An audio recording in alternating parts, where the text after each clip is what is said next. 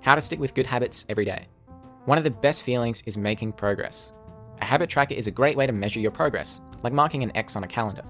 Habit trackers can make your habit satisfying by providing evidence of your progress. Try to keep your habit streak alive. If you miss one day, attempt to get back on target as quickly as possible. Never miss twice. Missing once is an accident. Missing twice is the start of a bad habit. The problem is not messing up once. The problem is thinking that if you can't do something perfectly, then you should never do it. Chapter 17. How an accountability partner can change everything. The inversion of the fourth law of behavior change is make it unsatisfying. We're less likely to repeat a bad habit if it's painful or unsatisfying. An accountability partner can create this painful effect. We care a lot about what others think of us, and we don't want others to have a bad opinion of us. A habit contract can be used to make the cost of violating your promise painful. Chapter 18. The truth about talent. When genes matter and when they don't.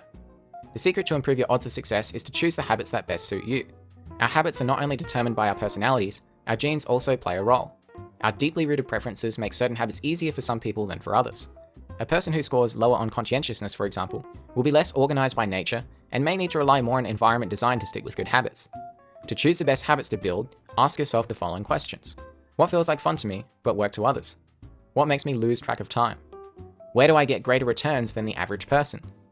What comes naturally to me? Chapter 19. The Goldilocks Rule. How to stay motivated in life and work. The Goldilocks Rule states that people experience the most motivation when working on tasks that are close to the edge of their current abilities. This is when we enter the flow state, where we are able to concentrate for long periods of time. In psychology research, this is known as the Yerkes-Dodson law, which describes the optimal level of arousal as a midpoint between boredom and anxiety. Therefore, to gain motivation, you need to constantly push your skills and performance. 20. The downside of creating good habits. The benefit of habits is that we can do things without thinking. The downside is that we stop paying attention to little errors.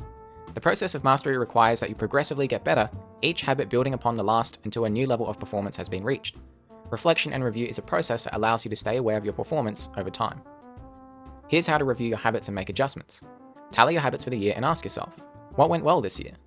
What didn't go so well this year? What did I learn? 6 months later, conduct an integrity report and answer 3 questions. 1. What are the core values that drive my life and work?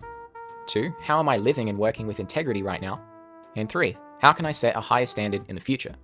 Life is constantly changing. You need to check to see if your old habits and beliefs are still serving you.